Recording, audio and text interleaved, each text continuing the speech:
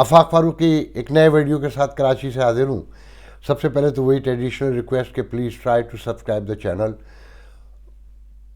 कहाँ से शुरू करूँ? कराची देख रहा हूँ, लाहौर से आया हूँ, अभी दूसरा दिन है आज। कल पूरा दिन यार दोस्तों से मिलने मिलाने में गुजरा। एक बहुत ही करीबी बचपन के अजीज़ दोस्त का अचानक हार्ट फेल में इंतकाल हो गया, उसके घर ताज़ियत के लिए गए। फिर एक बड़े भाई जैसे मेरे बड़े भाई के दोस्त हैं, उनकी वालदा का इंतकाल हुआ तो वहाँ जाना हुआ। दोस्तों से मुलाकात हुई, बहुत लंबी तफसील है, मगर मैं शुरू यहाँ से करूँगा कि देखें, ये जो अनरेगुलेटेड कैपिटलिस्ट सोसाइटीज़ होती है ना, जिसमें मेरा मुल्क अमेरिका भी शामिल है और ये हिंदुस्तान पाकिस्तान इसकी सबसे बड़ी मिसालें हैं। यहाँ कोई गरीबों के लिए, आम आदमी के लिए कोई बड़ा रिलीफ नहीं होता। सिर्फ अगर कोई फ़र्क है तो अमेरिका का जो सरमाएदार है, जो अशराफिया है, वो चालाक है, थोड़ी समझदार है, पढ़ी लिखी है, तो उन्होंने कुछ चीज़ों को इस तरह मैनेज किया हुआ है कि आम आदमी रोटी खाता रहे और ज़्यादा ख्वाहिश जहाँ करे तो कानून के ज़रिए उसे कंट्रोल कर लिया जाए। यहाँ ना कानून है और ना अमीर के दिल में, अशराफिया के हुक्मरानों के दिल में कोई रहम है। वो सिर्फ इतनी रोटी डालना चाहता है कि सांस चलती रहे, उनके काम होता आते रहें। तो पहले तो मैं एक दिलचस्प बात बताऊंगा जो मैंने पहले भी देखा था मगर महसूस अब किया कि ये कराची में डिफेंस और ये क्लिफ्टन का इलाका, ये KDA स्कीम, लाहौर में मॉडल टाउन, DHA और इस तरह की जो बस्तियां हैं ना, इसमें जितने लोग आबाद हैं ना, लेट से कि एक पॉपुलेशन में 5 लाख लोग रहते हैं, तो यहाँ 8 लाख जो हैं उनके मुलाजमीन रहते हैं। जब आप सड़कों पे निकलें, 50-50 करोड़ की, 25-25 करोड़ के कोठियाँ हैं, बंगले हैं, मगर सड़कों पे जो लोग फिरते हुए मिलेंगे वो इंतहाई गरीब, मजबूर, महकूर लोग, फटे हुए कपड़े, मतकूक चेहरे, परेशानी, तफक्कुर से घिरे हुए उनके चेहरों पर तासुरात। तो ऐसा लगता है कि ये उनकी बस्तियाँ हैं बज़ाहिर।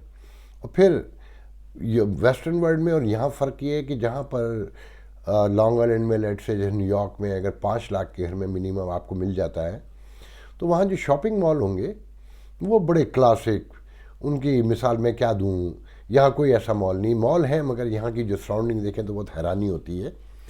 यहाँ मसला ये कि कल मैं अपने भाई के जिस दोस्त के घर में उनकी वालदा की ताज़ियत के लिए गया, वो तकरीबन 25 करोड़ का मकान होगा। तो वो मुझसे पूछने लगे कि क्या फ़र्क देखते हो यहाँ। तो मैंने कहा कि देखें, सबसे बड़ा फ़र्क ये है कि आप रहते 25-30 करोड़ के घर में हैं, मगर आप अपनी रेगुलर ग्रॉसरी जो है, जैसे दूध, अंडे, दही और कोक की बोतल लेने के लिए अपनी पिछली गली में जो जाते हैं तो वो दुकान लालू खेत से भी गई गुजरी है। तो प्रिवेल वो ही लोग करते हैं जो गरीब हैं। मैंने कहा आप घर में रहते हैं यहाँ 4 लोग, मगर आपके घर में मैं देख रहा हूँ 8 मुलाजिम हैं, तो आबादी तो यहाँ इस इलाके में उनकी है ना असल में। प्रिवेल वो लोग करते हैं। तो वो बहुत हंसे। फिर मैं आगे बढ़ता हूँ। मैं यहाँ से DHA से मैं गुलशन इकबाल की तरफ गया, जो मेन, जिसे आप गढ़ कह सकते हैं, अब असल शहर जो रेजिडेंशियल इलाका है उसे कहना चाहिए, जहाँ मिडिल क्लास रहती, जहाँ मेरे अक्सरियत में दोस्त रहते हैं। तो जब वो वहाँ पहुँचे रास्ते में, तो मुझे एहसास हुआ जो मैंने सखर के बारे में कहा था कि मोहनजोदारो से भी गई गुजरी, पुराने दौर की, उससे भी पुरानी एक तहजीब बरामद हुई है जिसमें इंसान रहते हैं। तो मुझे एहसास हुआ कि नहीं, ये कराची भी रियल जो कराची है, पुराना कराची, जहाँ मिडिल क्लास रहती है, लोअर मिडिल क्लास रहती है, वो सखर से भी गया गुजरा है। आप यकीन करें, मैं जिस दोस्त के पास हूँ उसने अभी पिछले दिनों गाड़ी ली है जिसकी कीमत कोई 34 लाख रुपए है, हाइब्रिड गाड़ी है। मुझे उस गाड़ी पर रहम आ रहा था कि ये नई गाड़ी क्या कह रही होगी, कि मेरे साथ क्या सलूक कर रहे हैं, किन सड़कों पे मुझे चला रहे हैं। सबसे जो इम्पोर्टेंट और दिलचस्प बात है ना, इस खित्ते में, खासकर इस मुल्क के जोग्राफिए में, मज़हब जिस कुव्वत और जिस तेज़ी से आया है वो बहुत हैरान कुन है। चारों तरफ आज़ानें हो रही हैं हर 2 घंटे के बाद, जो टाइमिंग है, कान पड़े आपको कुछ समझ नहीं आता। आप अपने घर में बैठकर آپس میں گفتگو نہیں کر سکتے جب اذان ہو رہی ہو، پھر اس کے بعد نماز بھی پوری سنائی جاتی ہے اب لاؤڈ اسپیکر پہ. میں جس گھر میں ہوں اس کے بالکل برابر میں مسجد ہے، اور اس کے جو مینار ہیں اس پہ میرے خیال میں 8 سے 10 لاؤڈ اسپیکر لگے ہوئے ہیں، اور ہر جگہ یہی حال ہے. میں شارٹ کر کے سنا رہا ہوں. بہرحال جو میرے بچپن کا دوست جن کا اعلیٰ فشرن بھی انتقال ہوا ہے، ان کا گھر ہم ڈھونڈنے میں ناکام ہو گئے ایک موقع پر، کہ ہم گوگل پہ ڈالتے تھے تو C9 تو وہ C59 تو شو کرتا تھا، مگر ان کا گھر C59 تو E59 شو کرتا تھا، مگر ان کا گھر تھا C59، اور E59 گوگل پر آ رہا تھا. تو فائنلی ان کے بیٹے نے ہم سے کہا کہ آپ فلانی مسجد ہے وہاں کھڑے ہو جائیے، ہم آتے ہیں. ہم وہاں جا کے کھڑے ہو گئے تو عین مغرب کا ٹائم تھا. یقین کریں میں اسی شہر میں پلا بڑا ہوا ہوں، میں نے نہیں دیکھا تھا کبھی اس بڑے پیمانے پر ہر طرف سے ہر عمر کا، 8 سال کے بچے سے لے کر 80 سال کے بوڑھے تک کو میں نے دیکھا. جین پہنے ہوئے لوگوں کو دیکھا، اور ماڈرن ڈریس میں، اور عام سادے جو ہمارا یہاں کا ٹریڈیشنل کلچرلی جو ہم پہنتے ہیں شلوار قمیض سے لے کر، لوگ تیزی سے انتہائی خوشی و خضوع کے ساتھ مسجد میں جا رہے ہیں. میرے خیال میں 15 منٹ ہم وہاں کھڑے رہے ہوں گے، کوئی 1000-1200 لوگ تو اندر گئے ہوں گے.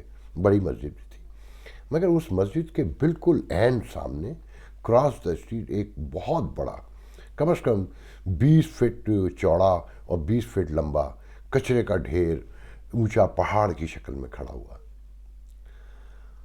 تو میں بڑا حیران ہوا کہ میں نے کہا دیکھیں جو مذہب ہے میرا، میں نے جو اسے سمجھا ہے اس میں 3 چیزیں بیسک ہیں: یونٹی، تقوی اور صفائی.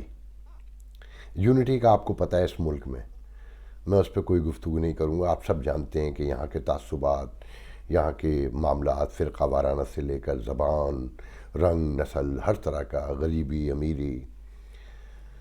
تو یہ یونٹی ہے. اور تقوی میں نے آپ کو بتایا، اور صفائی. سامنے ڈھیر لگے ہوئے ہیں. بہرحال وہاں سے ہم گئے، ان کے یہاں تعزیت کی. وہاں سے ہم ایک اور دوست کے یہاں جمع ہوئے. تو ذہن میں رکھیں کہ یہ جو ہم دوست ہیں، میں ان کا تھوڑا سا تعارف بغیر نام لیے کروا دوں.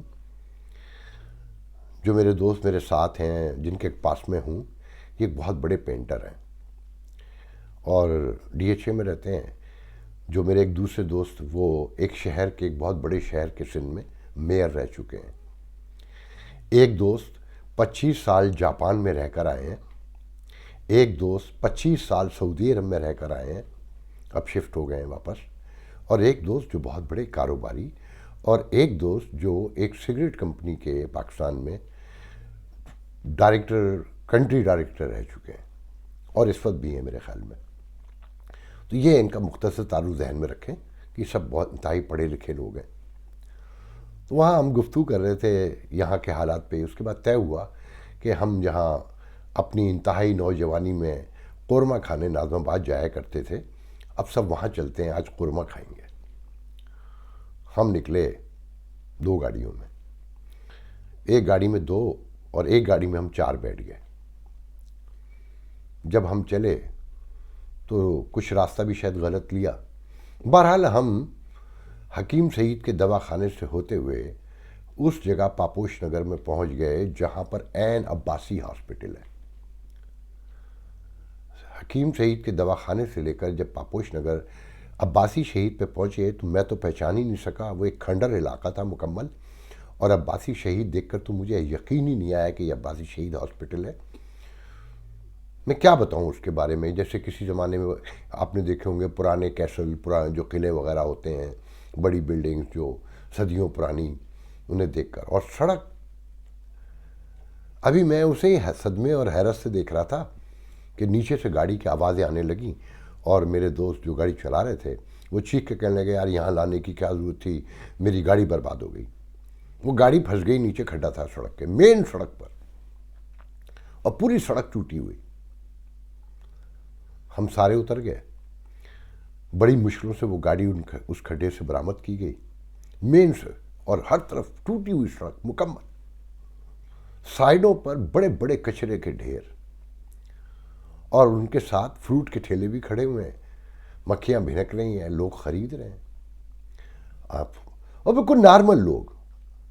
تو جو میئر صاحب تھے ان سے میں نے کہا کہ شرم آ رہی ہے اس کو دیکھ کر کچھ؟ تو وہ چپ، انہوں نے کوئی جواب نہیں دیا۔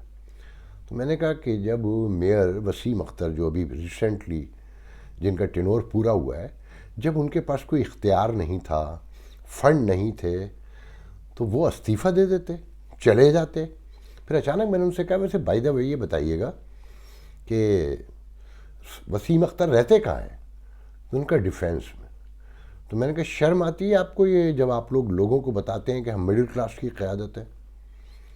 یہ پاپوش نگر ذہن میں رکھیں، یہ وہ علاقہ ہے جہاں پاکستان کے نامور شعراء، ادیب، دانشور، صحافی پیدا ہوئے، پلے بڑھے۔ پاکستان کی high middle class, intellectual middle class وہاں پیدا ہوئی رہی، شکیل عادل زادہ سے لے کر پتہ نہیں کتنے نام میرے ذہن میں، میں کس کس کا نام لوں، مشفق خواجہ جیسے لوگ، خالد خل جیسے لوگ، عبید اللہ علیم جیسے لوگ، اور ایک لائن ہے۔ تو میں صدمے حیرت سے دیکھ رہا اور اس آبادی کو دیکھ رہا کہ نارمل، بالکل کسی کے چہرے پہ کوئی رنگ نہیں، کچھ نہیں، اور آرام سے۔ پھر بہرحال ہم اس قورمے کی دکان پہ گئے تو وہاں تو بہت ہی برا حال تھا، تو سامنے ہم نے کہا بھائی کھانا تو اب کھانا ہے، جب آ گئے اتنی دور، ہم ایک نہاری شاپ میں چلے گئے۔ آپ یقین کریں اس میں ایس او پیز تو چھوڑیں، باقی جو کرونا کی ہیں، صابن تک نہیں تھا، اور اتنا گندا ماحول، اتنا گندا ماحول، اور آدمی پہ آدمی چڑھا ہوا۔ ہم 6 لوگوں نے 4,500 روپے میں نہاری اور روٹی کھائی، 4,500 روپے میں۔ میں حیران سے دیکھ رہا، بڑے اچھا، پیسے بھی کوئی ایشو نہیں ہے، جو ایک کلاس ہے یہاں پر، اور لوگ بیٹھے ہوئے فرش پہ بھی بیٹھے ہوئے، وہ چادریں لگائی ہوئی کہ جیپ طرح کی، کرسیوں پہ بھی بیٹھے ہوئے، گندا بالکل ریسٹورینٹ۔ وہاں سے باہر نکلے تو کہا کہ چلیں جی اب قہوہ پیتے ہیں۔ قہوہ پینے کے لیے جب ہم مین ناظم آباد 2 نمبر ہے یہ میرے خیال میں، ناظم آباد 2 نمبر، وہاں پر ایک پٹھان کے اس پہ جو فٹ پاتھ کے ساتھ، جو ہمیشہ سے تھے، ایک زمانے میں ہم اسی جگہ پر کبھی بیٹھتے تھے، یہاں خان آصف آیا کرتے تھے، انور فراز میرے دوست، پاکستان کے بہت بڑا نام ہے، نجومی بھی ہیں، زرگزش ڈائجسٹ کے ایڈیٹر رہے ہیں، جاسوسی کے ایڈیٹر رہے ہیں، سسپنس کے ایڈیٹر رہے ہیں، اور نوائے وقت کے کالم نگار، اور سراج منیر جیسا عظیم آدمی یہاں آ کر بیٹھا کرتا تھا، شکیل عادل زادہ بھی کبھی کبھی آیا کرتے تھے، اور بڑے بڑے نام وہاں پر راتوں کو بیٹھا کرتے تھے۔ تو وہاں ہم بیٹھے تھے، قہوہ آیا، اور اس کے برابر میں کوئی 40 فیٹ، منیمم 40 فیٹ بتا رہا ہوں، لمبا چوڑا گاربیج کا ایک ڈھیر مکمل۔ بیٹھ گئے، سب بیٹھ گئے تو ہم بھی بیٹھ گئے۔ ابھی قہوہ پینے ہی شروع کیا تھا، اچانک ہم میں سے ایک دوست کہتا ہے فوراً اٹھے یہاں سے، رائٹ اوے، بھگدڑ میں اٹھے، گاڑی میں جا کے بیٹھے۔ تو میں نے پوچھا ہوا کیا ہے؟ کہنے لگے پہلے ایک موٹر سائیکل آ کے رکی، اس نے جائزہ لیا، پھر اس کے 2 منٹ کے بعد ایک دوسری موٹر سائیکل آئی، پھر تیسری موٹر سائیکل آئی، انہوں نے آپس میں کچھ بات کی، پھر وہ اگلی گلی سے مڑ کر سروس روڈ پر واپس جہاں سے راستہ تھا لیفٹ آ کر مڑنے کا، آ ہی رہے تھے کہ ہم لوگ اٹھ گئے۔ تو میں نے کہا اس کا کیا مطلب ہوا؟ اس کا کہنے لگے کہ مارنے کا یا اٹیک کوئی گولی وولی کا تو کوئی چکر نہیں، کہنے لگے لوٹنے والے بہرحال تھے وہ، اور یہ وارداتیں یہاں بہت عام ہوتی ہیں، تو پریکاشنری ہم لوگ اٹھ گئے ہیں۔ تو یہ ہے خوف کا ماحول۔ میں حیران ہوتا ہوں کہ یہ شہر جو کہتے ہیں 70% اس ملک کو چلاتا ہے، بجٹ دیتا ہے، جہاں پورٹ ہے، جو انٹرنیشنل سٹی ہے، جہاں ہر آدمی نماز پڑھ رہا ہے، جہاں ہر آدمی، مطلب مذہب کا تو میں آپ کو بیان ہی نہیں کر سکتا کہ اس شہر سے جب میں گیا تھا تو شاید 10% خواتین نقاب حجاب لگاتی ہوں گی، اب 95% لگاتی ہیں۔ 4 بٹے موٹر سائیکلوں پہ بٹھائے ہوئے ہیں، ہر طرف موٹر سائیکلیں بکھری ہوئی ہیں، رکشے ہیں، ٹوٹی ہوئی سڑکیں ہیں۔ لاہور میں بھی اور کراچی میں نے دیکھا کہ اب باقاعدہ بستیاں الگ الگ ہو گئی ہیں، غربا کی اور غریب، امیروں کی اور غریبوں کی، مگر پرویل ہر طرف غریب کرتے ہیں۔ ریاست کا کہیں کوئی وجود نہیں ہے، کوئی تعلق ہی نہیں ریاست کا، کوئی ٹریفک کا نظام نہیں ہے، بلڈنگیں بوسیدہ ہیں، کچرے کے ہر طرف ڈھیر پڑے ہیں، ہر آدمی اپنے پریشانی کا اظہار کر رہا ہے، مگر کوئی کچھ کرنے کو تیار نہیں ہے، آگے کوئی نہیں بڑھنا چاہتا۔ ساتھ میں آپ کو ایک پازیٹیو بات بھی بتاؤں جو بہت میرے لیے امپورٹنٹ ہے۔ میرے دوست جو پینٹر ہیں، آج صبح انہوں نے مجھے ایک تازہ ترین اپنا ایک واقعہ سنایا کہ ایک سنار ہیں یہاں، میں نام لے کے بتاؤں گا کہ ایسے لوگوں کا پتہ چلنا چاہیے، ہلٹن جیولرز کے نام سے۔ انہوں نے ان سے کچھ پینٹنگز کا سودا کیا، تو میرے دوست نے ان سے کہا کہ میری نیس کی شادی ہونے والی ہے، تو میں اسے گفٹ کرنا چاہتا ہوں کچھ، تو آپ مجھے اس کے بدلے جو پیسے بنتے ہیں اس کا مجھے سونا دے دیں، 2-3 بسکٹ، کوئی ان کی بات ہوئی جو کوئی 6-7 تولے سونا ہوتا ہے شاید، تو اس کے بدلے انہوں نے کہا ٹھیک ہے، جب آپ پینٹنگ بنا کے دے دیں گے تو ہم آپ کو وہ دے دیں گے۔ تو یہاں بارشیں ہوئی تھی پچھلے دنوں، تو ان کا اسٹوڈیو ہے، اس میں پانی وغیرہ آ گیا تھا، تو یہ کہتے ہیں کہ اسے بننے میں دیر لگی، تو اس دوران وہ عمرے وغیرہ پہ یا زیارتوں پہ کہیں چلے گئے، تو انہوں نے کہا کہ جب پیچھے اپنے مینیجر کو کہہ گئے کہ اگر یہ پینٹنگ بنا کے بھیج دیں تو آپ یہ ان کو اس کے بدلے میں یہ قیمت جو بنتا ہے اتنا سونا ان کو دے دیجیے گا۔ مگر وہ پینٹنگیں نہیں بن سکیں، وہ واپس آ گئے۔ انہوں نے بہرحال وہ ساری پینٹنگ جب پہنچا دیں تو انہوں نے ان سے جو عین وعدے کے مطابق وہ پورا سونا دیا، اور ساتھ میں 52,000 روپیز بھی رکھ کے دیے۔ تو انہوں نے پوچھا یہ کس چیز کے؟ تو انہوں نے کہا کہ جب آپ سے بات ہوئی تھی سونے کا ریٹ مہنگا تھا، آج جب آپ نے پینٹنگز دیں اور ہم سے اپنی شرائط کے عین مطابق جو آپ سے سونا آپ کو دینا تھا تو اس کی قیمت اب گر گئی ہے، تو یہ آپ کا سونا ہے اور یہ وہ ڈفرینس ہے 52,000 روپیز جو بچتے ہیں اب سونے کی قیمت کم ہونے کی وجہ سے۔ تو ایسے لوگ بھی ہیں جو اتنے نیک، ایماندار، با کردار ہیں، اور شاید یہ ملک میرے خیال میں انہی جیسے لوگوں کی بنیاد پہ چل رہا ہے۔ کاش ہم سب ایسے ہو جائیں، کاش ہم سب سوچیں کہ یہ ریاست، اس کی کامیابی میں ہی ہماری کامیابی ہے اور اس کی ناکامی میں ہماری ناکامی ہے، مگر ہر آدمی اپنے منہ سے کہہ رہا ہے کہ ریاست ناکام ہوتی چلی جا رہی ہے روزانہ کی بنیاد پر، کہیں کوئی حکمرانی کا وجود نہیں ہے اور کہیں کوئی انصاف نہیں ہے، میرٹ نہیں ہے، اجتماعیت تو ہے ہی نہیں ہے۔ مثال کے طور پہ جو میں نے آپ کو کچرے کے ڈھیر بتائے، اگر وہ بزنس کمیونٹی ہی چاہے تو اسے مل کر صاف کروا سکتی ہے، مگر وہ بھی اس سسٹم کے عادی ہو چکے ہیں، کما رہے ہیں، لاکھوں روپے روز کماتے ہیں چھوٹے چھوٹے دکاندار، مگر صفائی سے اور نظم و ضبط سے ان کا دور دور تک کوئی تعلق نہیں ہے۔ یہ چاہیں اگر تو یہ خود بھی صفائی کروا سکتے ہیں اور اپنے نظم و ضبط اور اپنی یونٹی سے ریاست کو بھی مجبور کر سکتے ہیں، مگر نہ ان کا نظم و ضبط سے کوئی تعلق ہے، نہ ان کے اندر کہیں یونٹی ہے، نہ کہیں صفائی کا احساس ہے۔ تو اس گناہ میں سب شریک ہیں، خالی ریاست ذمہ دار نہیں، ایک ایک فرد۔ اور سب سے دلچسپ بات یہ ہے کہ وہ مڈل کلاس کا دعویٰ کرنے والی قیادت ہو یا سرمایہ دارانہ نظام پہ یقین رکھنے والی جاگیردار قیادت ہو، یہ سب چور ہیں، یہ مکمل چور ہیں۔